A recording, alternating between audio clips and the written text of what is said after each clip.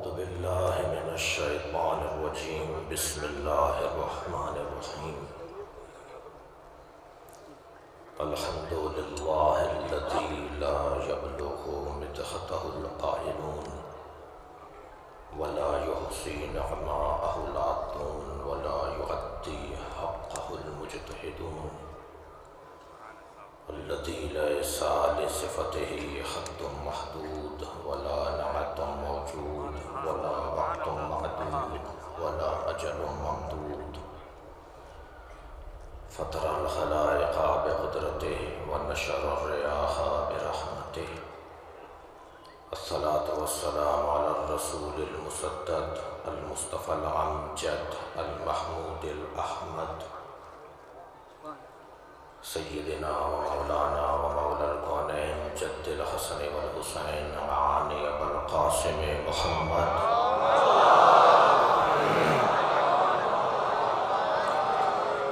وآله الطيبين الطاهرين المعصومين الذين قال الله إنما يريد الله ليذهب عنكم الرجس أهل البيت ويطهركم تطهيرا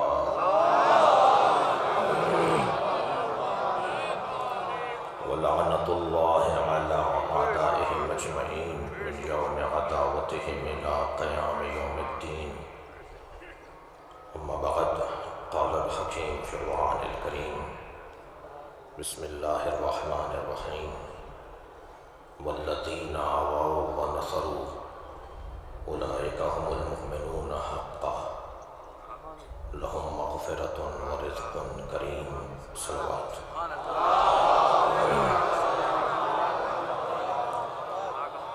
سورہ فاتحہ بطفیل چہدہ معصومین ایصال کیجئے خطیب اکبر کی روح پرفتوح کے لیے۔ سورہ مبارکہ انفال کی 74ویں آیت۔ اللہ اپنے اس کلام میں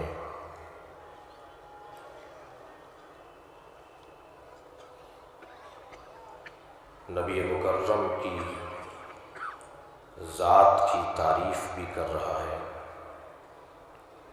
اور نبی کے مددگاروں کی توصیف بھی بیان کر رہا ہے۔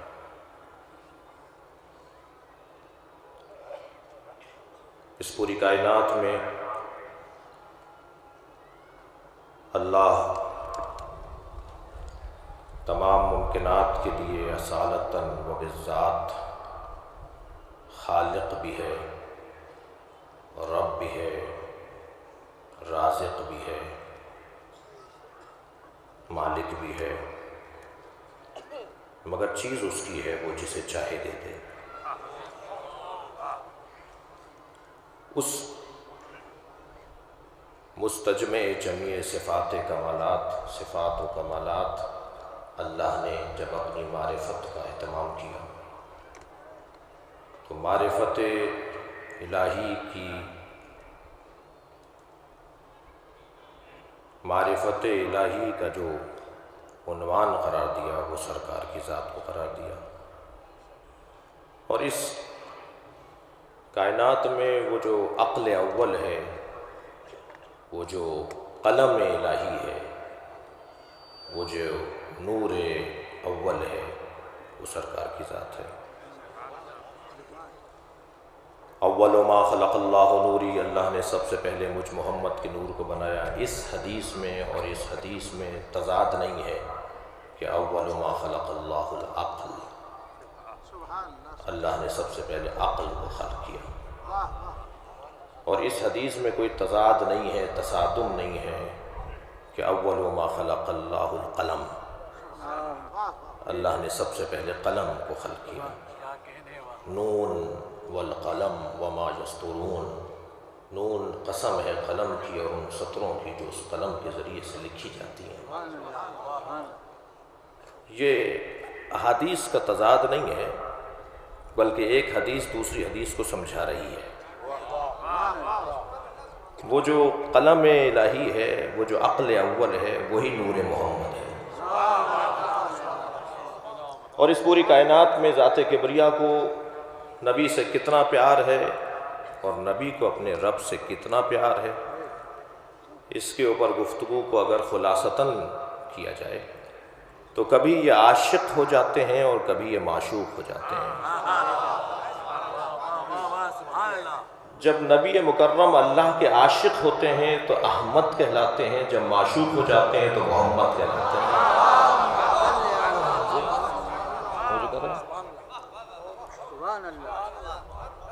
اور اللہ نے اپنے حبیب کی تعریف و توصیف میں کیا کچھ نہیں کہا۔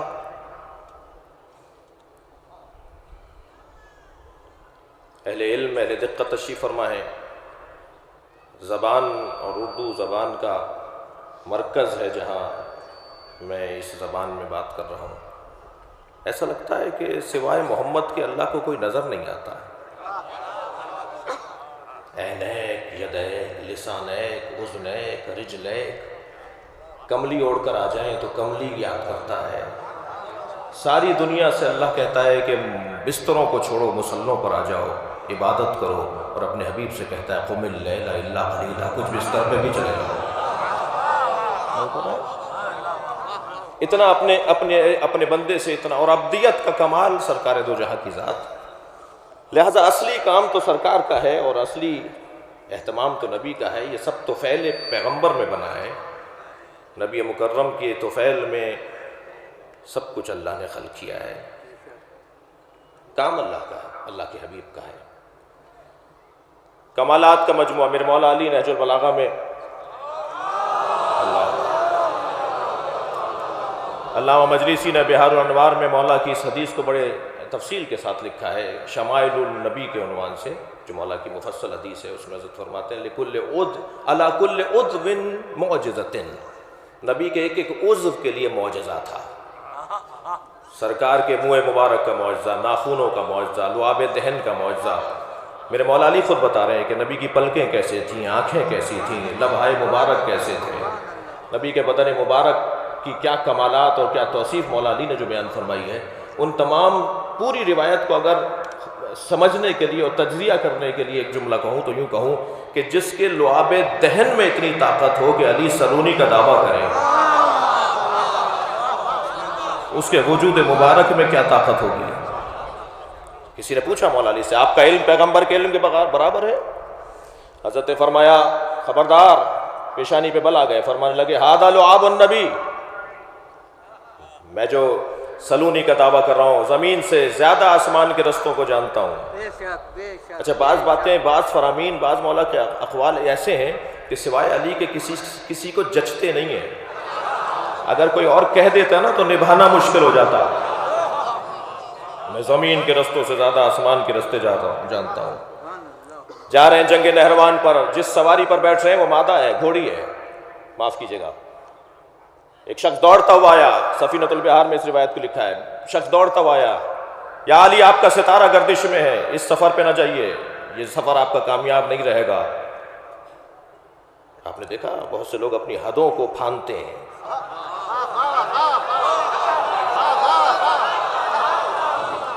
مولا علی کے بھی وہ حساب کتاب میں لگے ہوئے ہیں، مولا کا حساب لگائیں۔ ایک شخص میرے مولا رضا سے کہتا ہے، ایک شخص میرے مولا رضا سے کہتا ہے ظلم کے خلاف قیام کرنا واجب ہے یا نہیں؟ حضرت نے فرمایا واجب ہے۔ حضرت نے فرمایا واجب ہے۔ کہنے لگا کہ پھر آپ کیوں نہیں کرتے؟ سوال بتا رہا ہے کہ کوئی اسی قبیلے کا تھا۔ بھائی صلح حدیبیہ پہ شک کرنے والے اس قبیلے کے تھے، صلح امام حسن پہ شک کرنے والے تو اس قبیلے کے تھے، اس کو کیسے انکار کریں گے؟ پھر آپ کیوں نہیں کرتے قیام؟ حضرت نے فرمایا وقت کیا ہوا ہے؟ کہ چاشت کا وقت ہے، صبح 9-10 بجے کا وقت ہے۔ حضرت نے فرمایا نماز ظہر واجب ہے یا نہیں؟ کہنے لگا واجب ہے۔ حضرت نے فرمایا پڑھو۔ کہنے لگا مولا وقت نہیں آیا۔ حضرت نے فرمایا یہی تمہارا جواب ہے۔ صلوات پڑھے محمد و آل محمد۔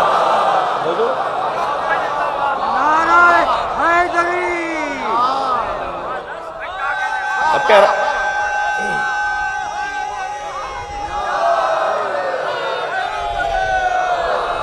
رہا ہے مولا آپ کا ستارہ گردش میں، سفر پہ نہ جائیں۔ حضرت بیٹھتے بیٹھتے اتر آئے، اس کے قریب جا کر کہنے لگے تو ستاروں کو جانتا ہے؟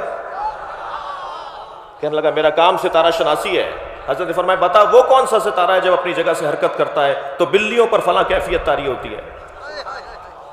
خاموش۔ حضرت نے فرمایا اچھا بتا وہ کون سا ستارہ ہے جب وہ اپنی جگہ سے حرکت کرتا ہے تو اونٹ پر فلاں کیفیت طاری ہوتی ہے؟ خاموش۔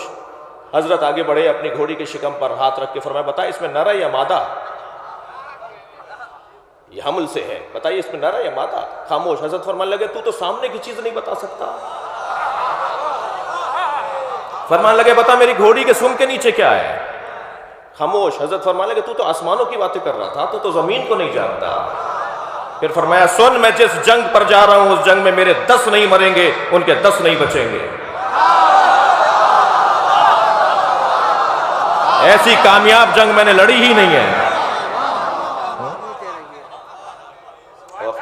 وہ علی ابن ابی طالب فرما رہے ہیں میں نے نبی سے لعاب لیا ہے۔ قال رسول اللہ صلی اللہ علیہ وآلہ وسلم یا علی انت منی بمنزلۃ الراس علی الجسد نعرہ حیدری، نعرہ حیدری، نعرہ حیدری، صلوات بآواز بلند۔ اس پوری کائنات میں اللہ نے اپنے حبیب کو جو عظمت عطا کی ہے، اب جو سرکار دو جہاں کی مدد کرے گا اس کا مقام کیا ہے؟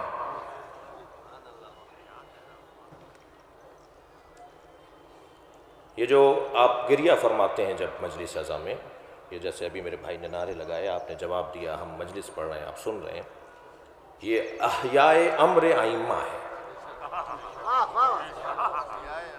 احیاء امر اہل بیت ہے، اہل بیت کے امر کا احیاء۔ اور اس میں 3 لوگ اہمیت رکھتے ہیں، بانی، خطیب، سامع۔ اور سامع کی فضیلت ان تینوں میں زیادہ افضل ہے، یعنی اگر آپ نہ ہو تو ہمارا کوئی وجود نہیں ہے، اگر آپ نہ آئیں تو بانی کیا کر لے گا؟ لہذا من بکا او ابکا او تباہ کا، ترتیب میں بکا پہلے ہے، رونے والا پہلے اہمیت رکھتا ہے۔ لہذا اس مجلس اعزا کی جو اہمیت اور فضیلت ہے اس میں سب سے اہم ترین اگر مقام کسی کا ہے تو وہ سامع کا ہے۔ لہذا مجھے اس کا جتنا احترام کرنا ہے کسی اور کا نہیں کرنا۔ غور فرمائیں گے، ہزاروں کی تعداد میں شرکت، یہ احیاء امر ائمہ ہے۔ احیاء امر ائمہ میں سامع، خطیب، بانی۔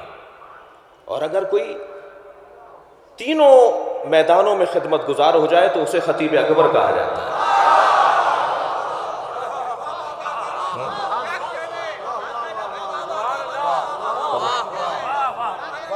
پرورش گاہ ملت، پرورش گاہ خطابت۔ اور بانی ہو نہیں سکتا کوئی شیعہ ہو اور وہ عزادار نہ ہو، بلکہ میں نے اجلت میں کہہ دیا، ہو نہیں سکتا کوئی زندہ ضمیر ہو اور عزادار نہ ہو۔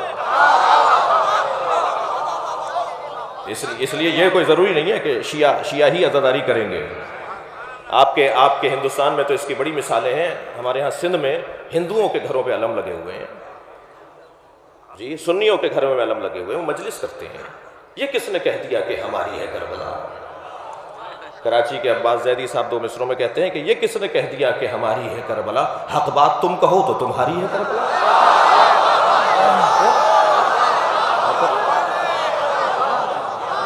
ہر بیدار ذہن، ہر زندہ ضمیر امام حسین کو یاد کرتا ہے۔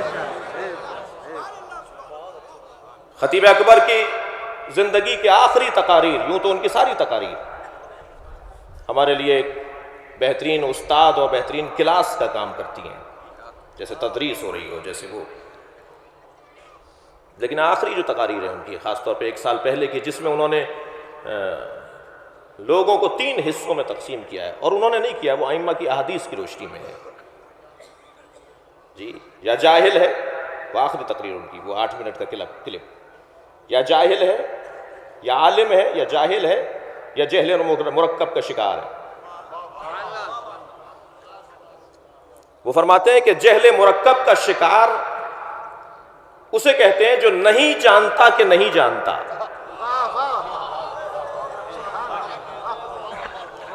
اور فرما رہے ہیں آپ، جب نہیں جانتا کہ نہیں جانتا تو پھر وہ حدوں کو پھاندتا ہے.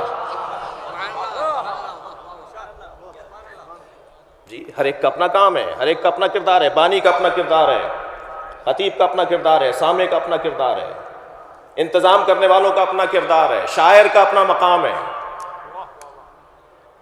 شاعر کس درجے پر بھی پہنچ جائے فقیہ نہیں ہے. فقیہ کا اپنا کام ہے، فقیہ کا اپنا کردار ہے.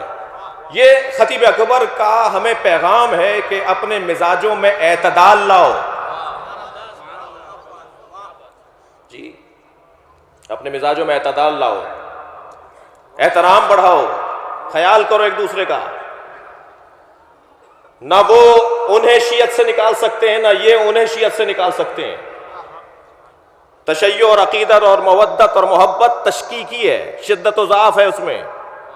جب سلمان اور ابو ذر برابر نہیں ہو سکتے تو یہ مجمع برابر کیسے ہوگا؟ تو اگر میرے برابر میں کوئی کم عقیدہ، میرے مطابق کم عقیدہ رکھنے والا بیٹھا ہے تو کیا میں اسے اٹھا دوں وہاں سے؟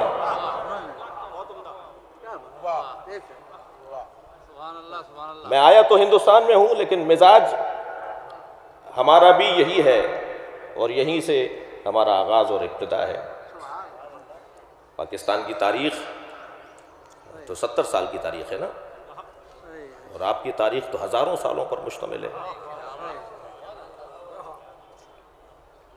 میں کسی سیاسی الجھن میں نہیں مبتلا ہونا چاہتا، لیکن اتنا ضرور عرض کروں گا کہ یہ جس جگہ مجلس ہو رہی ہے یہ بر صغیر کا نجف ہے.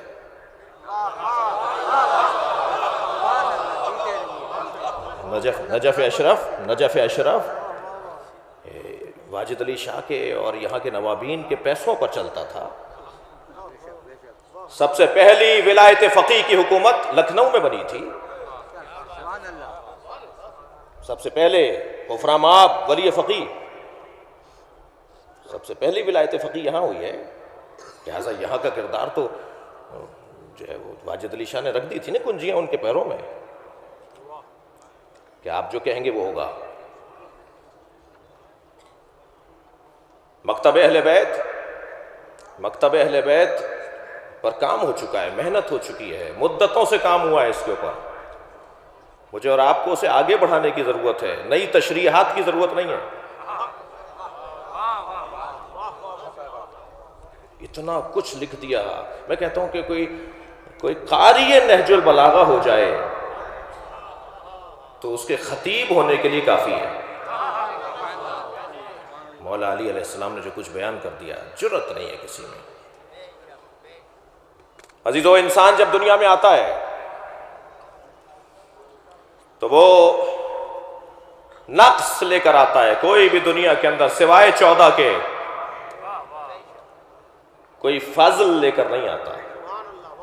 ہم سب جو دنیا میں آئے ہیں، جو مجھے محسوس ہو رہے ہیں، جنہیں میں دیکھ رہا ہوں، ہم سب دنیا میں نقائص لے کر آئے ہیں، فضائل لے کر نہیں آئے. سوائے 14 کے یہ ہستیاں وہ ہیں جو فضائل لے کر آتی ہیں. یہ ہستیاں وہ ہیں جو فضائل لے کر آتی ہیں. پتہ نہیں کیا کہا محمد حنفیہ نے، میں ابھی چند جملوں کی تمہید دے رہا ہوں. کیا کہا حضرت محمد حنفیہ نے امام حسن سے امام حسین کے بارے میں؟ اصول کافی کے اندر یہ روایت ہے. تو مولا امام حسن نے جواب دیا. حضرت نے فرمایا خبردار، ان اخ الحسین قد اعلمنا علما اثقلنا حلما اقربنا من رسول اللہ رحما. خبردار، حسین کے بارے میں ایسے نہیں سوچو. میرا بھائی حسین ہم سب سے بڑا عالم ہے. میرا بھائی حسین رسول سے زیادہ نسبت رکھتا ہے. میرا بھائی حسین حلم و بردباری میں ہم سب سے آگے ہے. اور اس کے بعد کا جملہ دیکھیں، فرماتے کانا یقرأ الوحی قبل ان ینطق. حسین نے قرآن نازل ہونے سے پہلے قرآن پڑھ لیا تھا. اللہ اکبر. کانا فقیہا قبل ان یخلق. حسین ابن علی نے دنیا میں آنے سے پہلے ہی فقاہت حاصل کر لی تھی. اب یہ کون سی فقاہت ہے؟ یہ میری فقاہت، آپ کی فقاہت، کہ جس کے اختتام پہ واللہ عالم لکھا جاتا ہے. وحی الہی، لوح محفوظ کو پڑھنے والے حسین ابن علی. عیسیٰ تو سمجھ میں آ جاتے ہیں کہ ماں کی گود میں ان پر کتاب نازل ہو چکی تھی اور وہ اللہ کے بندے تھے. جب امام حسین کے بارے میں ہم کہتے ہیں تو حلق سے اترتی نہیں ہے بعض لوگوں کو. لیکن نہیں عزیزان گرامی، یہ حکم ہے. ہم دنیا میں آئے ہیں نقائص لے کر، ہم فضائل لے کر نہیں آئے. اور یہ جو ہمارے عنوانات ہیں کہ فلاں علامہ ہیں، فلاں آیت اللہ ہیں، فلاں مجتہد ہیں، فلاں ڈاکٹر ہیں، فلاں انجینئر ہیں، یہ فضائل نہیں ہیں، یہ فضائل نہیں ہیں.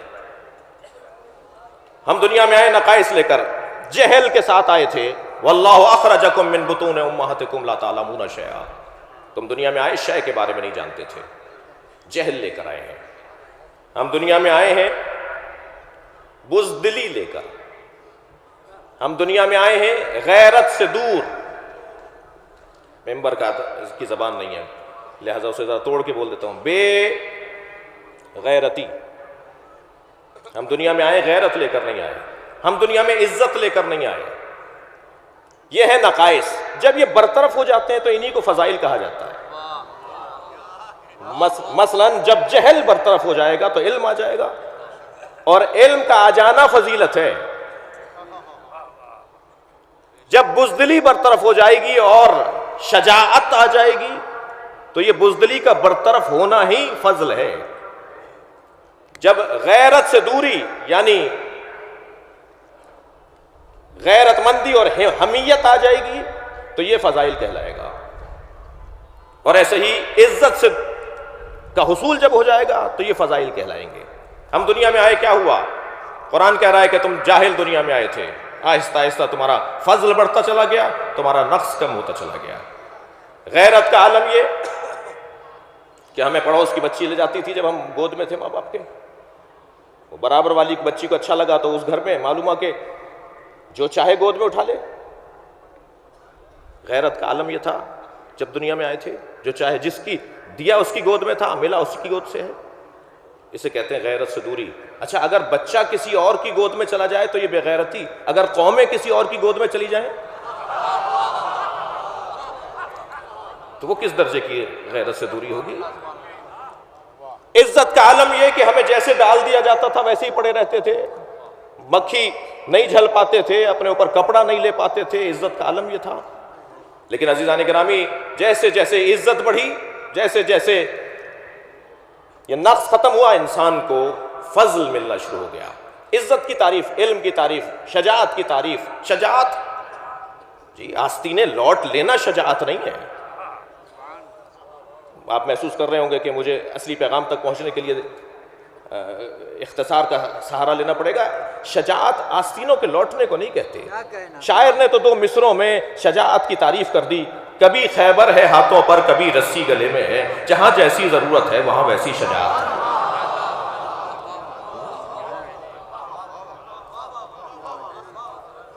لیکن جب یہ چیزیں برطرف ہوتی ہیں تو اسے کہتے ہیں انسان کا کمال. خطیب اکبر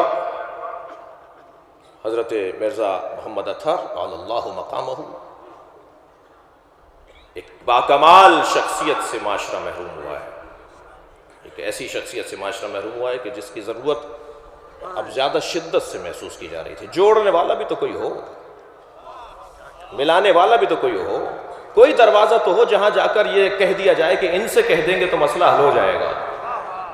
کوئی تو ہو جو دھاگے کا کام کر رہا ہو، تسبیح کے بکھرے ہوئے دانوں کو جوڑنے کا کام کر رہا ہو. سبحان اللہ. عزیزان گرامی حال بہت اچھا نہیں ہے میری ملت کا، ہماری قوم کا.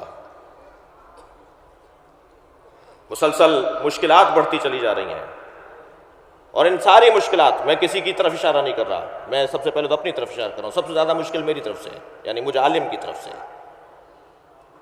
اس لیے کہ عالم دین اگر وسعت قلبی کا مظاہرہ نہیں کرے گا تو وہ عالم دین نہیں ہے. ہر چیز کی شناخت ہے، کیسے پہچانیں گے وہ عالم ہے یا نہیں ہے؟ ویسے ہی پیکنگوں کا دور ہے، ہولیوں سے کوئی نہیں پہچانا جاتا. غور کر رہے ہیں؟ اسلام ہولیوں کے لیے نہیں ہے، رویوں کے لیے ہے. رویے بہتر کرنے کی ضرورت ہے، حلم بڑھانے کی ضرورت ہے. مولا علی نے فرمایا اہل بیت کی 14 نشانیاں بتائیں، خبردار مت الجھو کہ اہل بیت کون ہے کون نہیں ہے، مت الجھو صحابہ کون ہے کون نہیں ہے. فلاں کی تعریف تطبیق نہیں کرو، مصداق نہیں بتاؤ، اصول بتاؤ. قانون بتاؤ، مولا علی قانون دے رہے ہیں. حضرت فرما رہے ہیں یخبرکم حلمہم عن علمہم، اہل بیت کا حلم ان کے علم کا پتہ بتائے گا. جو جتنا بڑا عالم ہے اس کے لیے لازم ہے کہ اتنا ہی حلیم ہو، بردبار ہو، تحمل مزاج ہو. ایک عالم کی مجلس پڑھ رہا ہوں، لہذا کپڑوں سے رحلیوں سے کوئی نہیں پہنے. ویسے یہ جو ہم پہنے بیٹھے ہیں کپڑے، یہ عربی زبان کا لفظ ہے لباس. لباس کا مطلب ہی دھوکہ ہے. لغت میں جا کے دیکھ لیجئے، عربی کا لفظ ہے یہ لباس. لباس یعنی دھوکہ. کوئی مہنگے کپڑے پہن کر آتا ہے تو ہمیں بڑا آدمی لگتا ہے، کوئی پھٹے ہوئے کپڑوں میں آتا ہے ہمیں چھوٹا لگتا ہے. تو دھوکہ ہو رہا ہے یا نہیں ہو رہا جی؟ کسی کے کالر ادھڑے ہوئے ہوں تو ہمیں چھوٹا لگتا ہے، کسی نے کلف کے کپڑے پہنے ہوئے ہوں ہمیں امیر لگتا ہے. تو دھوکہ ہو رہا ہے نہیں؟ بڑی گاڑی سے اتر رہا ہے تو بڑا آدمی ہے، پیدل آیا ہے بیچارہ تو اس کے سلام کا جواب بھی اسے نہیں مل رہا. دھوکہ ہو رہا ہے یا نہیں ہو رہا؟ عزیزان گرامی، مولا علی کا جملہ دیکھیں. حضرت فرما رہے ہیں ما لبست علی نفسی ولا لبس علی، آج تک میں نے اپنے آپ کو دھوکہ نہیں دیا ہے اور دنیا میں کوئی پیدا نہیں ہوا جو علی کو دھوکہ دے سکتا.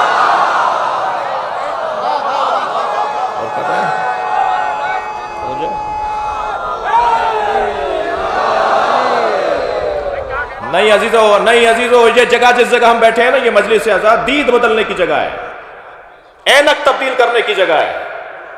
یہاں وہ دکھایا جاتا ہے جو حسین دکھانا چاہتے ہیں. لہٰذا ہماری تو مشق ہی یہ ہوتی ہے کہ ہم زمین پر بیٹھتے ہیں. تکبر اور عزاداری ملتے نہیں ہیں. ہو نہیں سکتا کوئی عزادار ہو اور متکبر ہو. اس لیے کہ جو قوم فرش پر بیٹھنے کی مشق کرتی ہو وہ جگہ نہیں ڈھونڈتی کہ کہاں بیٹھوں. اور پوری دنیا میں آپ کی تصویر سب سے اچھی ہے. امام حسین کے عزاداروں کی تصویر سب سے اچھی ہے. میں لندن ایئرپورٹ پر اترا اسی ابا قبا کے ساتھ تھا، اور الحمدللہ پوری دنیا میں ایک ریاضت ہے کہ لباس نہیں چھوڑا. اور جہاں جاتے ہیں وہاں کوئی سفر ایسا نہیں ہے جو برابر میں کوئی آ کے نہ بیٹھا ہو کہ مولانا کوئی سوال کر لوں، آپ شیعہ عالم ہیں. تو میں پہلا جواب تو یہ دیتا ہوں کہ میں نے پہنا ہی اس لیے ہے کہ آپ سوال کر لیں. بھائی ہمارے بارے میں خود سے فیصلے کرتے ہو، ہمیں نہیں، ہم سے نہیں پوچھتے کہ آپ کا یہ عقیدہ کیوں ہے. یا علی مدد ہم بولتے ہیں، تشریح آپ کرتے ہیں. ماتم ہم کرتے ہیں، شرح آپ کرتے ہیں. ان کے 40 پاروں کا قرآن ہے، 30 پارے فلاں کی بکری کھا گئی، بکری تمہاری ہے، جواب ہم دیں.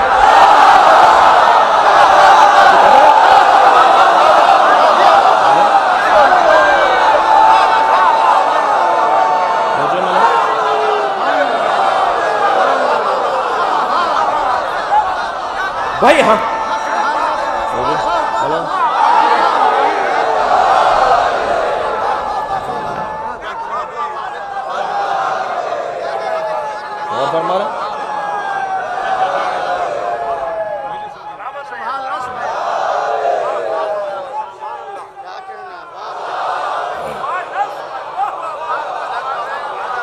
میں نام نہیں لوں گا اس لیے کہ میں دوسرے وطن میں آیا ہوا ہوں، لیکن ایک بہت بڑے مرکز میں ہمارے دیوبندیوں کے ہمارا جانا ہوا، اور ہمیں کوئی مشکل نہیں ہے. مشکل کسی اور کو ہوگی جی. ہم نے ایک بہت بڑے مفتی اعظم پاکستان کے، میں اب نام اشارہ تو ہو گیا، میں نے ان سے کہا کہ جی آپ اپنے لوگوں سے کہیے کہ ہمارے خلاف قلم اٹھائیں، اسلحہ رکھیں، قلم اٹھائیں ہمارے خلاف، ہم شیعوں کے خلاف قلم چلائیں. کہنے لگے بڑے جگر کی بات ہے. میں نے کہا سوال ہونا ہے نہیں ہے، جواب نہ ہونا ہے. آپ ہم پر اعتراض کریں، آپ علمی بات کریں، ہمارے خلاف بولیں. ہم بول رہے ہیں نا یا علی مدد، ہم اہل بیت سے مدد مانگ رہے ہیں نا، تو ہم بتائیں گے، ہم تشریح کریں گے. آپ کون ہوتے ہیں؟ میں نے کہا اگر تھوڑی سی دیر اگر ہم بات آگے بڑھائیں گے تو آپ سے بھی کہلوا دوں گا. اور شاید یہی سبب ہے کہ بہت سے لوگ نصیحت کرتے ہیں اپنے بچوں کو کہ مجلس میں مت جانا، اس لیے کہ وہاں سے تم کچھ سیکھ کر آ جاؤ گے.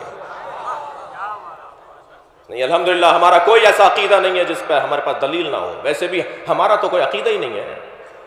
یہ بھی میں مؤدبانہ اپنے بچوں سے، جوانوں سے کہہ رہا ہوں، کم سنوں سے، ہم سنوں سے کہہ رہا ہوں، یہ مت کہا کریں میرا عقیدہ یہ ہے. بھئی تم کون ہو؟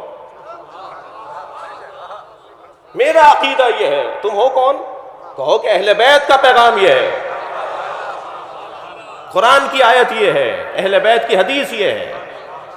اپنے آپ کو نفی کرنا ہی تو اہل بیت کا فقر، اہل بیت سے فقیری کہا جاتا ہے۔ بہت اچھی تصویر ہے، میں اپنے مضمون سے دور ہو جاؤں گا، بہت اچھی تصویر ہے آپ کی ہماری۔ تو وہ چند لوگ، وہ جو انگریز تھے، وہ کچھ آگے بڑھے، پھر پلٹ کر واپس آئے، مجھ سے کہنے لگے کیا پہنا ہوا یہ آپ نے؟ میں نے کہا جی مسلمان علماء کا لباس ہے۔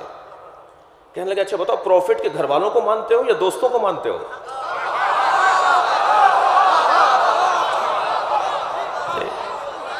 میں نے کہا نہیں، ہم گھر والوں کو مانتے ہیں۔ کہنے لگے گھر والوں کو ماننے والے بہتر ہیں۔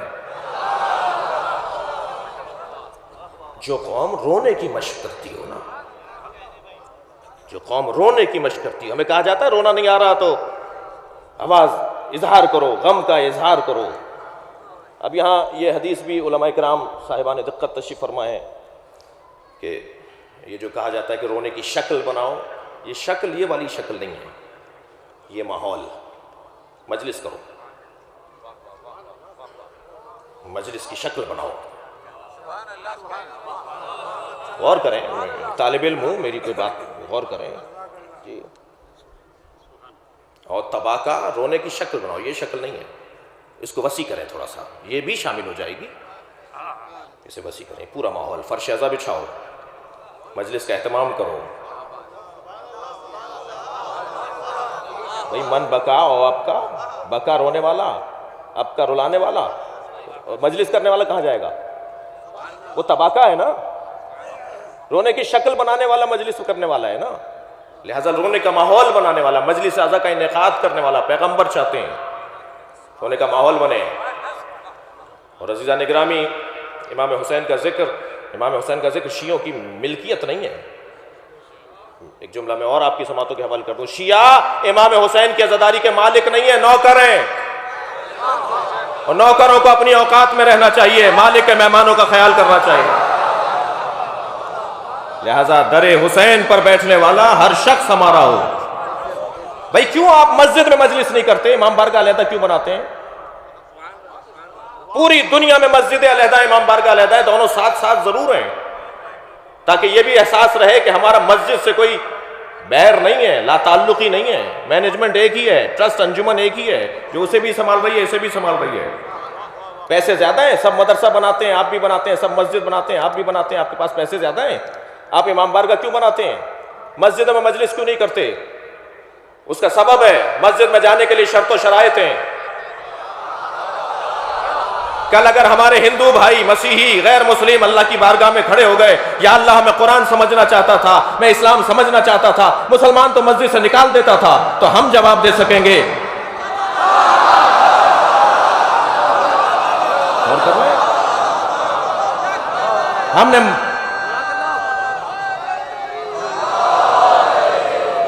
ہم نے مسجد کے ساتھ امام بارگاہ بنایا ہے، ترے حسین پہ ملتے ہیں ہر مزاج کے لوگ۔ یہ دوستی کا وسیلہ ہے، دشمنی کا نہیں، یہ جوڑنے کی جگہ ہے۔ پاکستان سے تشریف فرما خطیب معظم ہیں، یہاں ہر بزرگ جس کی زیارت نصیب ہو رہی ہے وہ خدمت گزار اہل بیت ہے، شعراء اکرام تشریف فرمائے، قومیات کے لوگ بیٹھے ہیں، دور دراز سے لوگ تشریف فرمائے ہیں، حیدرآباد سے مہمان آئے ہوئے ہیں، سب سے زیادہ معظم اور مکرم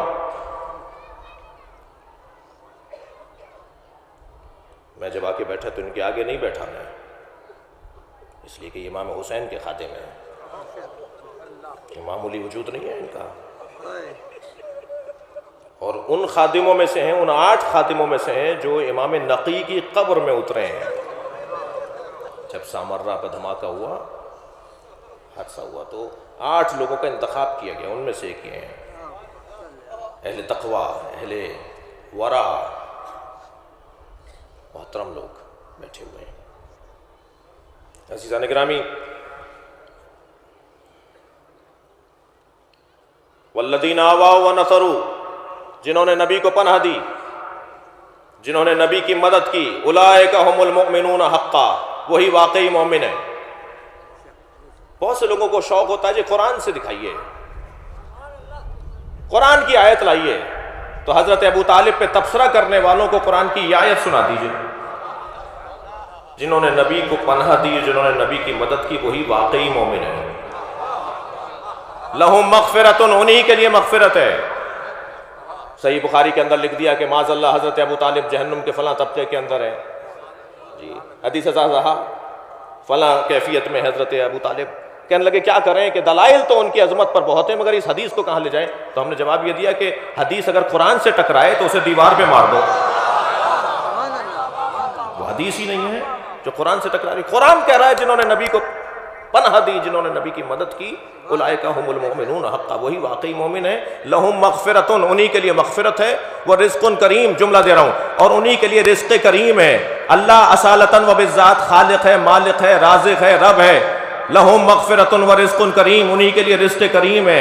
اللہ دیتا اہل بیت کو ہے، ہمیں ان کے طفیل میں ملتا ہے. لہم رزق کریم. ہم تو سب طفیل ہی ہیں بھائی، اصلی تو وہ ہے.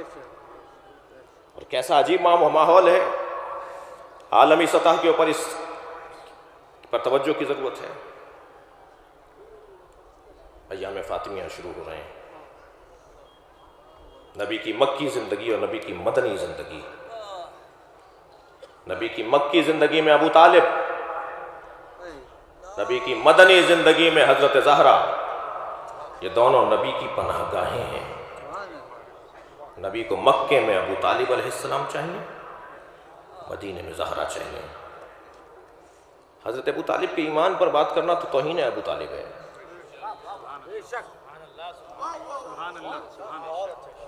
ایمان ابو طالب کو ثابت کرنے کے لیے کوشش کرنا یہ توہین ابو طالب ہے. مقام ابو طالب پر بات ہونی چاہیے. عزیزان گرامی، 10 سے زیادہ کتابیں اپنے پاس رکھتا ہوں حضرت ابو طالب کی عظمت کے اوپر. اگر وہ ہوتا ہے نا اکثر نجی ٹی وی چینلز کے اوپر بھی رسانوں میں بیٹھے ہوتے ہیں تو خلاصہ کیجئے جی، ایک جملے میں بات کیجئے، یہ اتفاق ہوتا ہے. تو اگر آپ فرمائیں کہ جی ایک جملے میں حضرت ابو طالب کے بارے میں کچھ کہیے، تو میں ایک جملے میں حضرت ابو طالب کے بارے میں یہ عرض کروں گا کہ اگر ابو طالب علیہ السلام کو ڈھونڈنا ہے نا تو صف انبیاء میں ملتے ہیں.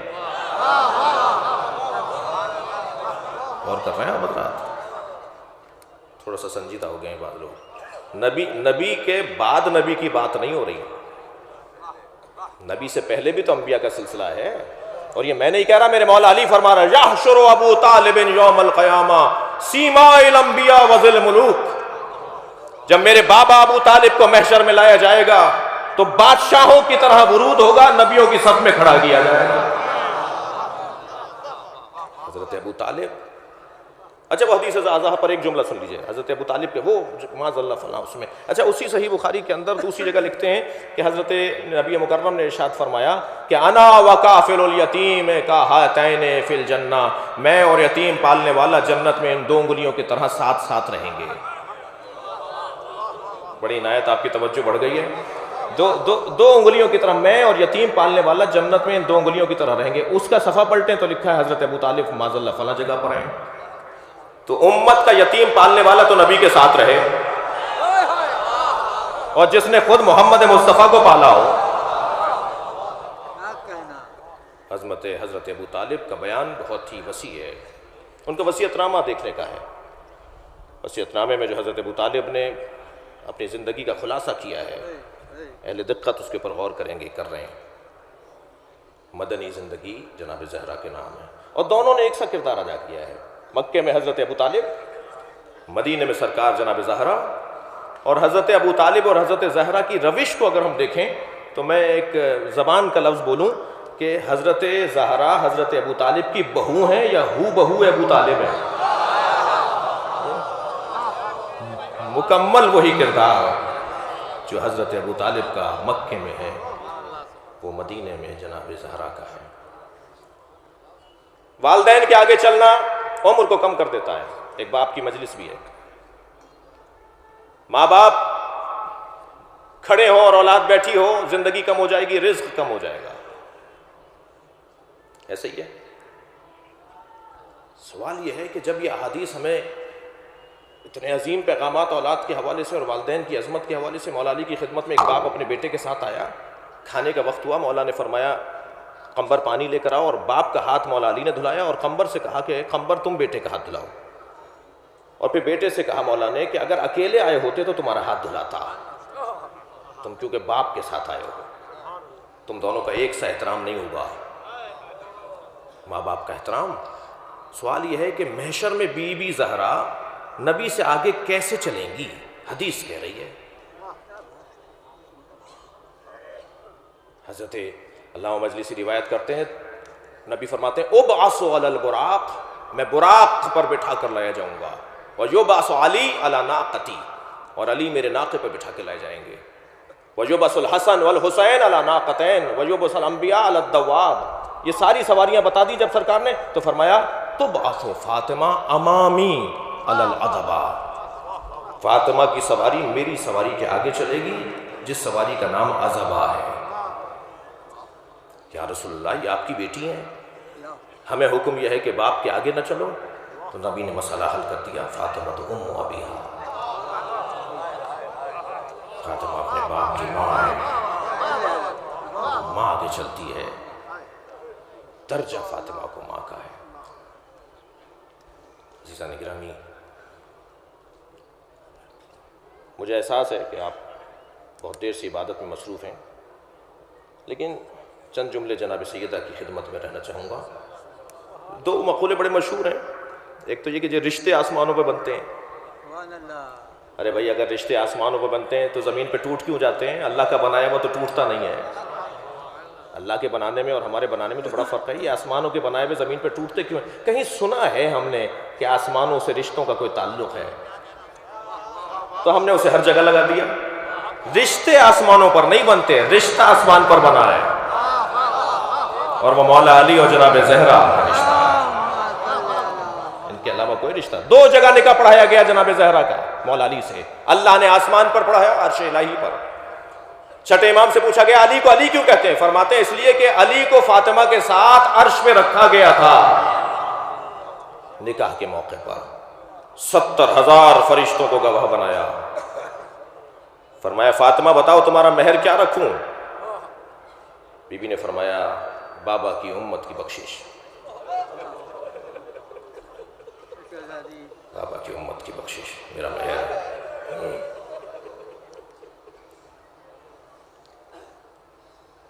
ایک جملہ فضائل کا سن لیے، مسائل میں پڑھوں گا. میں لکھنؤ پہلی دفعہ آیا ہوں اور آخری دفعہ آنے کا کچھ پتہ نہیں ہے، اس لیے کہ معاملات ہمارے بین الممالک کچھ ایسے ہی ہیں. برداشت کر لیجئے مجھے تھوڑی دیر. رشتے آسمانوں میں بنتے ہیں نا، اللہ نے وہاں نکاح پڑھایا. کیا مہر ہو؟ امت کی بخشش. مہر دیتا کون ہے؟ فضائل سننے بیٹھے نا، کون دیتا ہے مہر؟ بھائی بولیے مہر دے دیا یا نہیں؟ ایک صاحب کہنے لگے یہ بیگمات سے شوہر حضرات دبے دبے کیوں رہتے ہیں؟ دوسرے نے کہا کہ ابھی تک مہر نہیں دیا ہے. تو اگر خطیب اکبر کی مجلس میں یہ ارادہ کر کے چلے جائیں جن کی شادیاں ہو چکی ہیں کہ مہر دینا ہے، بھائی یہ دینے کی چیزیں معاف کروانے والی چیز نہیں ہے. خیر معاف کرنا ان کا حق ہے. تو مہر دیتا کون ہے؟ شوہر دیتا ہے نا. تھوڑا سا بولیے، گردن ہلا دیجئے. شوہر دیتا ہے نا. بی بی فرما رہی ہیں کہ مجھے امت کی بخشش چاہیے. کون دے گا مہر؟ اب حدیث سنیے ذرا. اِنَّا لِبَابِ الْجَنَّةِ حَلْقَةٌ مِّن یاقوتۃ حمراء، جنت کے دروازے پر سونے کی بنی ہوئی کنڈی لٹکی ہوئی ہے، یاقوت کی بنی ہوئی کنڈی لٹکی ہوئی ہے، علی صفاح الذھب، جو سونے کی تختی پہ لگتی ہے.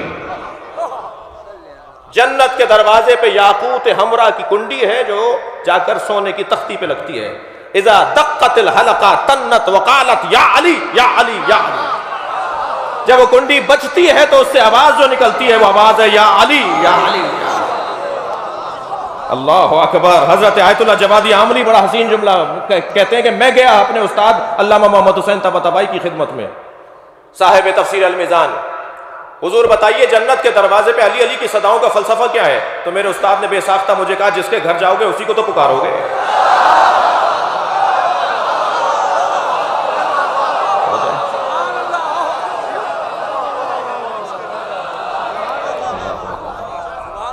ایک اور ہم نے محاورہ سنا ہوا ہے، اور وہ محاورہ یہ ہے کہ مولانا ہماری بچی کا رشتہ آیا ہے، بتائیے ہم فلاں جگہ کر دیں، تو جواب آتا ہے کہ کفو ہونا چاہیے. وہ آپ کی بچی کا کفو نہیں ہے. دنیا میں واقعی کفو تو ہے ہی نہیں کوئی. اگر بیوی شوہر کے لیے کفو ہوتی ہے تو شوہر حاکم کیوں ہے بیوی پر؟ الرجال قوامون علی النساء، مرد اپنی عورتوں پر حاکم ہے. یہ ہر مرد ہر عورت پر حاکم نہیں ہے. یہ روڈ چلتی ہوئی عورت پہ روڈ چلتا ہوا مرد حاکم نہیں ہے. کبھی اس نے اگر اپنی حکومت کا اظہار کیا تو ایسا جواب آئے گا زندگی بھر یاد رکھے گا. یہ روڈ چلتے ہوئی عورت پہ روڈ چلتا ہوا مرد حاکم نہیں ہے. یہ شوہر ہے جو بیوی پہ حاکم ہے. جب حاکم ہے تو برابر نہیں ہے، وہ محکوم ہے، یہ حاکم ہے. کفر حقیقی ہے ہی نہیں سوائے ایک جوڑے کے. اس پوری کائنات میں ایک ہی جوڑا ہے جو واقعی برابر ہے، ہر اعتبار سے زہرا علی جیسی ہیں. اللہ اکبر. بعض معاملات میں تو کچھ کیفیات کچھ اور ہیں. ہر معاملے میں ایک ایک عنوان فضائل میں اگر دیکھیں گے تو جناب زہرا اور مولا علی ہم پلہ ہیں، کف ہیں، برابر ہیں. طہارت کا عالم یہ ہے جس کے ہاں بچوں کی ولادت ہو جائے، جس شوہر کے ساتھ رہتی ہو اس کی نماز نہ چھوٹتی ہو. دنیا نہیں سمجھتی اس بات کو، میڈیکل نہیں مانتی اس بات کو، لیکن یہاں جیسے امام حسن کی ولادت ہوئی فوراً 2 رکعت نماز پڑھی بیوی نے. نہیں سمجھ میں آ رہا میڈیکل کو کہ ایسا ہو نہیں سکتا، طب کو سمجھ میں نہیں آ رہا، عقل نہیں مان رہی، شریعت کے احکامات کچھ اور کہتے ہیں، تو مجھے ایک جملہ کہنے دیجئے جو سمجھ میں آ جائے. وہ فاطمہ کب ہوتی ہے؟ فطمت عن معرفتها، جن کی معرفت سے لوگوں کو دور کر دیا گیا ہے. ہم نہیں پہچان سکتے سیدہ. بس عزیزو، خطیب اکبر خدمت کر گئے. آج اتنا بڑا مجمع سال گزرنے کے بعد بھی ان کی قدردانی کے لیے جمع ہے نا، ان کے سارے ثواب کے اس مجلس ترحیم میں. سیاستدان بھی تشریف فرما ہیں، غیر مسلم یعنی ہمارے ہندوستان کے سیاستدان بھی یہاں موجود رہے، اور مسلمان بھی سب موجود ہیں، سنی بھی موجود ہیں، شیعہ بھی موجود ہیں. کیوں؟ اگر اللہ نے ہمارے ہاتھ میں رزق اور روٹی دے دی ہوتی نا تو ہم تو لوگوں کو بھوکا مار دیتے، گھٹن کی وجہ سے، تنگ نظری کی وجہ سے. آدمی بڑا وہی ہوتا ہے جو وسعت قلبی رکھتا ہو، وسعت ذہنی رکھتا ہو. توڑنا تو کارنامہ نہیں ہے، جوڑنا کارنامہ ہے. خطیب اکبر کی زندگی کا ایک عظیم پیغام یہ ہے کہ کیا کریں کہ ہم الحمدللہ مرتضیٰ جانتے ہیں، میرے عزیز ہیں، یہ جانتے ہیں کہ پاکستان میں الحمدللہ ذاکرین اور علماء کے درمیان اگر کوئی تناؤ کھچاؤ کہیں ہوتا ہے تو الحمدللہ ہم ان میں سے ایک ہیں جو اسے کم کرنے کی کوشش کرتے ہیں. کاہے کا تناؤ ہے؟ کس بات کا کھچاؤ ہے؟ یہ ذاکرین اہل بیت. ہندوستان ہم سے 4 ہاتھ آگے ہے. مظفر آباد سے لے کر کراچی تک 10,000 مجلسیں رجسٹرڈ ہیں سرکار کے ہاں. ہمارے ہاں 10 نہیں ہیں آپ کے مدرسے کے پڑھے ہوئے. 10 خطیب نہیں ہے جو ملک جنہیں پہچانتا ہو. 10,000 مجلسوں کے لیے 10 خطیب نہیں ہے جو باقاعدہ پڑھے لکھے ہوں. اس معنی میں یہ جو اپنی محنت کر رہے ہیں، یہ جو کتابیں پڑھ رہے ہیں، یہ جو مقالے لکھ رہے ہیں، جو دقت کر رہے ہیں، یہ پروفیسر حضرات، یہ ڈاکٹر حضرات، یہ اہل دانش، اور پھر مجلس کے لیے ممبر پر آتے ہیں، ان کا احسان ہے. انہوں نے جگہ کو خالی نہیں رہنے دیا، انہوں نے خدمت کی، حصداری کی. علماء کرام ان کی سرپرستی فرمائیں، علماء کرام ان سے شفقت کریں، انہیں چاہیے ان کا احترام کریں. کوئی کسی کو شیعت سے نہیں نکال سکتا، کوئی ٹھیکیدار نہیں ہے تشیع کا. اور خاص طور پہ فضائل کے باب میں تو بزرگوں میں شدید اختلاف رہا ہے. مناقب میں، فضائل میں تو بزرگوں میں شدید اختلاف رہا ہے. اس بنیاد پر ایک دوسرے کو کچھ نہیں کہا جا سکتا. وسعت قلبی کا مظاہرہ کریں، پیار دیں، محبت دیں. اگر میں اپنی بات منوانا چاہتا ہوں تو لڑ کر نہیں منوا سکوں گا، پیار دے کر منوا سکوں گا، قریب کر کے منوا سکوں گا. اور یہی پیغام تھا خطیب اکبر کی زندگی کا بھی. اللہ ہماری قوم پر مجموعی طور پر اپنا کرم نازل کرے. چلیے کچھ دیر کے لیے میرے بھائی مجھے اجازت دیں گے کہ ایام فاطمیہ کی نسبت کو یاد رکھوں. چلیے کچھ دیر کے لیے مدینے چلیے. ایک گھر سے دھواں اٹھ رہا ہے،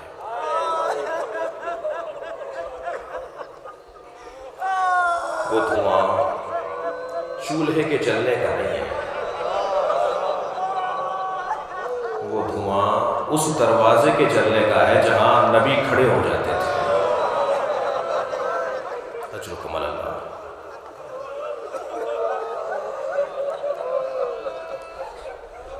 کون سا دروازہ ہے یہ؟ آیت اللہ فضل اللہ کمپانی مرثیہ لکھتے ہیں، کہتے ہیں آن سینہی کے مخزن اسرار بود، کہ سزاوار آن درو دیوار بود۔ جو سینہ اللہ کے رازوں کا خزینہ تھا اسے دروازے اور دیوار کے درمیان مسل دیا۔ اجرکم اللہ۔ آپ کی آوازیں بلند ہیں، اللہ کسی غم میں نہ رلائے، سوائے غم اہل بیت میں رونے اور لانے والوں میں قرار دے۔ جب مجلس میں آوازیں بلند ہوتی ہیں امام جعفر صادق دعا دیتے ہیں، یا اللہ یہ ہمارے امر کو زندہ کر رہے ہیں۔ ایک مجلس میں امام باقر بیٹھے ہوئے تھے، روتے رہے عزاداروں کے ساتھ، اور جیسے ہی مجلس ختم ہوئی مصلی بچھایا، 2 رکعت نماز پڑھی، ہاتھ اٹھا کر کہا یا اللہ انہیں غم دنیا نہ دینا۔ عجیب دعائیں ہیں، رونے والوں کے فضائل بہت ہیں، لیکن جب آپ رو رہے ہو، بہنیں بھی مجلس میں بیٹھی ہیں نا، خواتین بھی ہیں، جب آپ رو رہے ہو اور آپ رو رہے ہوں اور بیوی کو یاد کر رہے ہوں تو بس ایک احساس ضرور رہے کہ کہیں برابر سے جناب زہرا کی آواز نہ آ رہی ہو، کہیں قریب سے ہی جناب سکینہ کے رونے کی آواز نہ آ رہی ہو۔ بڑا دکھ پہنچایا ہے، بڑا دکھ پہنچایا ہے امت نے، بڑا دکھ پہنچایا ہے امت نے، کلمہ پڑھنے والوں نے بڑا دکھ پہنچایا ہے اہل بیت نے۔ عزادارو آیت اللہ فضل اللہ لکھتے ہیں کہ وہ جو دروازہ گرا نا بی بی پر، اس میں لوہے کی کیل تھی جس نے سیدہ کا پہلو توڑ ڈالا، اور آواز یہی آتی رہی یا فضہ تو خذینی، اے فضہ میرا محسن شہید ہو گیا۔ اجرکم اللہ۔ اپنی آوازوں کو آزاد رکھیں گے، جب گریہ بڑھتا ہے تو مجلس میں رحمتیں، برکتیں اور اہل بیت کی توجہ بڑھ جاتی ہے۔ سخت جملے ہیں مگر بغیر پڑھے نہیں پڑھ رہا۔ وہ جو دروازہ بی بی پہ گرا ہے نا، میں نے کہہ دیا آپ نے سن لیا، وہ دروازہ بی بی پہ گرا، بی بی دروازے کے نیچے تھیں، 50 لوگ دروازے پہ پیر رکھ کے گزرے ہیں، مر جائیں اس جملے پر، مقتل کے اس جملے پر۔ اجرکم اللہ، اجرکم اللہ۔ اور جب مولا کے ہاتھوں میں رسیاں باندھ کر گلے میں رسی ڈال کر لے گئے نا، اللہ اکبر، اور سیدہ کو افاقہ ہوا تو پہلا سوال یہ نہیں کیا کہ میرا پہلو شکستہ ہے، میرا محسن شہید ہے، پہلا سوال یہ کیا بتاؤ علی کہاں ہے؟ اجرکم اللہ، بتاؤ علی کہاں ہے؟ تو جناب فضہ نے کہا کہ وہ علی کو لے جا رہے ہیں۔ تو جب بی بی گھر سے باہر آئی ہیں، سیدہ نے ڈیہوڑی سے باہر قدم رکھ کر لے جاتے ہوئے لوگوں کو آواز دی، خلو ابو الحسن، ابو الحسن کو چھوڑ دو۔ ایک دفعہ کہا نہیں سنا، دوسری دفعہ اجرکم اللہ تھکے نہیں، دوسری دفعہ کہا نہیں سنا، تو سنیں گے کیا ہوا؟ حضرت نے اپنی چادر پہ ہاتھ رکھ کے فرمایا علی کو چھوڑو ورنہ میں بال پریشان کر رہی ہوں۔ سلمان کہتے ہیں میں نے مسجد نبوی کی دیواروں کو فضا میں اٹھتے ہوئے دیکھا، اور مسجد نبوی اتنی اونچی ہو گئی تھی کہ گھوڑا گزر سکتا تھا، گویا سیدہ کا ایک بال اگر آسمان دیکھ لے تو قیامت آ جائے۔ سلام زینب کو بھی تو کیجئے۔ جگہ جگہ چادر مانگتی رہ گئیں۔ اجرکم اللہ، اجرکم اللہ، اجرکم اللہ۔ آپ کی آوازیں بلند ہیں۔ میری بیوی نے جب دیکھا کہ یہ چھوڑ نہیں رہے، مولا نے آواز دے کر کہا فاطمہ سر سے ردا نہ ہٹانا، فاطمہ سر سے ردا نہ ہٹانا۔ میری بیوی بڑھی ہیں اس جانب جہاں مولا کو لے جا رہے تھے۔ شیخ عباس لکھتے ہیں کہ مولا علی کے کمر میں پٹکا بندھا ہوا تھا، میری بیوی زہرا نے اس پٹکے میں، اس کپڑے میں، اس چادر میں اپنے ہاتھ سے گرفت لی۔ سنیں گے جملہ کتنا سخت ہے۔ بیوی روک رہی ہیں، 10 لوگ کھینچ رہے ہیں۔ شیخ عباس لکھتے ہیں بیوی کے پیر زمین پہ خط بنا رہے تھے، ایک شخص نے میری بیوی پہ ہاتھ اٹھایا، سیدہ کا ہاتھ چھٹا، علی میں نے تمہیں اللہ کے حوالے کیا۔ اجرکم اللہ، اجرکم اللہ، اجرکم اللہ۔ حق ہے اسی طرح گریہ کرنے کا، اس سے زیادہ حق ہے۔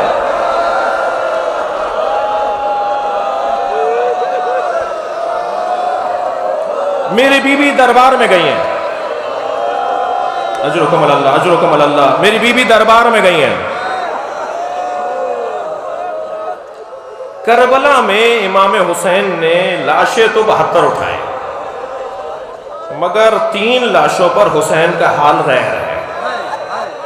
ایک لاشا عباس علمدار کا لاشا، اجرکم اللہ، اپنے بھائی کا لاشا چھوڑ کر آ رہے ہیں، مڑ مڑ کے لاشا دیکھ رہے ہیں، کیسے پہنچے اکیلے حسین خیموں تک، یہ حسین کے علاوہ کوئی نہیں جانتا۔ دوسرا لاشا ہے علی اکبر علیہ السلام کا لاشا، لاشے تک پہنچنے میں کتنی دیر لگی نہیں معلوم، میں کیسے بیان کروں گا۔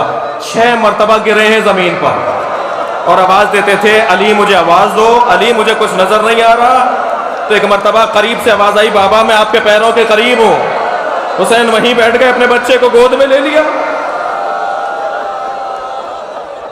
اور جب جناب علی اکبر کی شہادت ہو گئی تو لاشا لے کر آئے ہیں، مگر 3 مرتبہ زمین پر لاشا رکھا ہے، اٹھاتے ہیں پھر رکھ دیتے ہیں، اٹھاتے ہیں پھر رکھ دیتے ہیں۔ پھر ایک ٹیلے پہ کھڑے ہو کر آواز دی بنی ہاشم کے بچوں آؤ، بوڑھے باپ سے جوان کی میت نہیں اٹھتی۔ اجرکم اللہ، اجرکم اللہ۔ سخت ہے نا یہ دوسرا لاشا بھی۔ ایک اور لاشے کا حال بتاؤں اور پھر اندازہ کیجئے گا کہ مولا علی کا کیا حال تھا جب جناب زہرا دربار میں گئی۔ علی کہاں تھے؟ وہ کیا کیفیت تھی مولا علی کی؟ تیسرا لاشا جو امام حسین نے کربلا میں اٹھایا ہے، جملہ رونے کے لیے، جملہ رونے کے لیے، لاشا چھوٹا بہت تھا مگر حسین سے اٹھتا نہیں تھا۔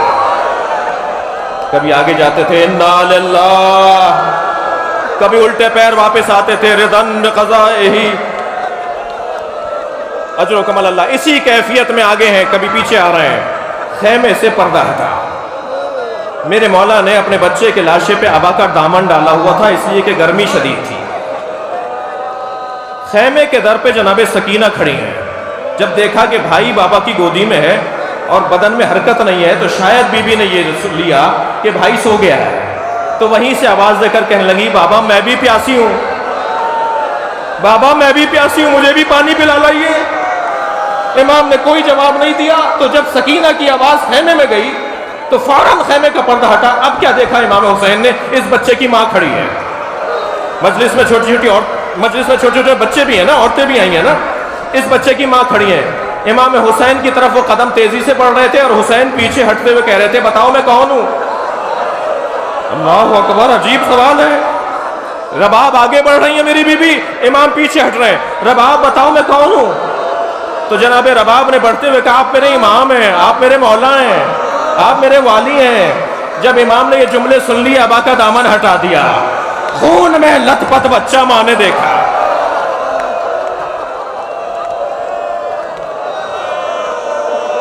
اجرکم اللہ، اجرکم اللہ۔ ہندوستان کی خطابت کا یہ کی روش رہی ہے کہ مختصر مسائل پڑھے جاتے ہیں۔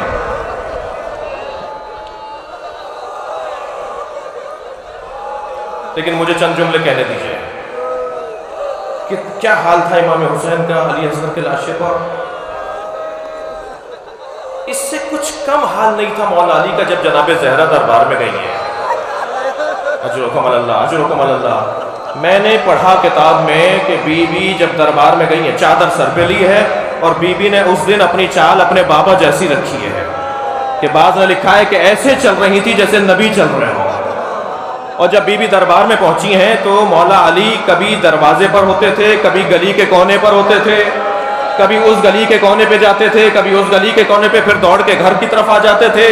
اور سلمان کو روکا ہوا تھا اپنے پاس۔ سلمان کہتے ہیں مولا آپ گھر میں چلے جائیے۔ فرمانے لگے مجھے نہیں معلوم میری زہرا کا حال کیا ہے۔ اجرکم اللہ۔ بی بی فرماتی ہے جب میں دربار میں پہنچی ہوں فجلست وعنت، مقتل کا جملہ، سیدہ بیٹھ گئیں اور روئیں۔ جب مولا نے پوچھا نا فاطمہ تم وہاں بیٹھ کے کیوں روئی تھی؟ مجھے بتایا گیا ہے کہ تم بیٹھ کر روئی ہو، پھر خطبہ تم نے دیا ہے۔ سنیں گے کیا کہا؟ بی بی نے فرمایا علی مجھے اس بات کا دکھ نہیں ہے کہ میں دربار میں گئی، مجھے اس بات کا دکھ رہا کوئی میرے لیے کھڑا نہیں ہوا۔ اجرکم اللہ، اجرکم اللہ۔ کوئی میرے لیے کھڑا نہیں ہوا۔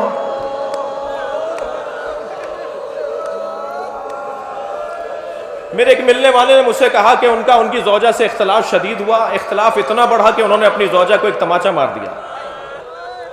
3 دن بعد جب اپنی بیوی سے معافی مانگنے لگے، مجھے معاف کر دو، میں غصے میں تھا، میں نے تمہیں مارا، تو زوجہ اپنے شوہر سے کہنے لگیں کہ آئندہ کبھی ایسا ہو آپ غصے میں آئیں، اپنے آپ پہ قابو نہ پائیں، تو بس اتنا خیال کیجیے گا میرے بچوں کے سامنے نہ ماریے گا۔ جب آپ مجھے مار رہے تھے میری بیٹی دیکھ رہی تھی، وہ 3 دن سے بخار میں ہے اور کہتی ہے اماں آپ کو بابا نے مارا، اماں آپ کو بابا نے مارا۔ عزادارو، امام حسن مدینی کی ایک گلی سے نہیں گزرتے تھے، میرے مولا رو رہے ہیں آپ حضرات، مولا امام حسن مدینے کی ایک گلی سے نہیں گزرتے تھے۔ کسی نے پوچھا مولا جب یہ گلی آتی ہے آپ رستہ بدل دیتے ہیں؟ فرمان لگے چھوٹا تھا ماں کے ساتھ گزر رہا تھا، ایک شخص نے میری ماں پہ ہاتھ اٹھایا تھا، جب گزرتا ہوں مجھے یاد آ جاتا ہے۔ اجرکم اللہ، اجرکم اللہ۔ بہت رو لیا، بڑا گریہ کر لیا، مگر مسلسل ثواب میں اضافہ ہو رہا ہے۔ 2 منزلیں اور لوں گا، مجھے نہیں معلوم میری زندگی میں اس طرح سے کوئی سفر آئندہ لکھا ہے یا نہیں، اگر تاخیر ہو گئی ہو تو معاف کر دیں گے۔ جناب زہرا نے اپنا ایک اور مرثیہ پڑھا ہے، بی بی فرماتی ہیں کہ مجھے دربار میں جانا، وہاں بے احترامی ہونا، یہ سب ایک طرف، لیکن ایک چیز کھائی جاتی ہے، مجھے جھٹلایا گیا۔ اللہ اکبر، سیدہ کے جملے، مجھے جھٹلایا گیا، مجھے کہا گیا فاطمہ تم صحیح نہیں کہہ رہی۔ اجرکم اللہ، اجرکم اللہ۔ کہا کوئی تحریر ہے، کوئی ثبوت ہے؟ بس مجلس اس روایت پہ ختم کر دوں گا، رو لیا آپ، کوئی ثبوت ہے؟ تو جناب زہرا نے اپنے بابا کی تحریر پیش کی، نبی کی تحریر پیش کی، تو ایک شخص نے بی بی سے وہ مانگنا چاہیے، بی بی نے نہیں دی، تو سنیں گے کیا ہوا؟ مجھ سے بیان نہیں ہوگا، لیکن میں ایک استعارتاً جملہ کہہ رہا ہوں۔ جب بی بی سے تحریر مانگی جا رہی تھی اور بی بی نہیں دے رہے تھے، تو ایک شخص نے اپنا ہاتھ فضا میں بلند کیا اور سیدہ سے تحریر لے کر اسے ٹکڑے ٹکڑے کر کے زمین پر پھینک دیا۔ میری بی بی زمین سے اپنے بابا کی تحریر بیننے میں لگی رہی۔ کتنی دیر میں بینا ہوگا؟ پاکستان میں خطیب تھے عبدالحسین چانڈیو صاحب، وہ جب مصائب میں یہ پڑھتے تھے نا تو اپنی جیب سے کاغذ نکالتے تھے، ٹکڑے ٹکڑے کر کے ممبر سے نیچے پھینک دیتے تھے، اور پھر ممبر سے مجلس پڑھتے ہوئے اترتے تھے، اسے بینتے تھے، پھر آ کے بیٹھ جاتے تھے، اور روتے ہوئے مجمع سے کہتے تھے بتاؤ کتنی دیر لگی؟ تو سب روتے ہوئے کہتے تھے چند لمحے لگے۔ تو کہتے تھے جو تم چند لمحے جنہیں کہہ رہے ہو نا، فاطمہ بوڑھی ہو گئی تھی، بال سفید ہو گئے تھے، بابا یہ آپ کی امت نے کیا کیا؟ الا لعنت اللہ علی قوم الظالمین فسيعلم الذین ظلموا أي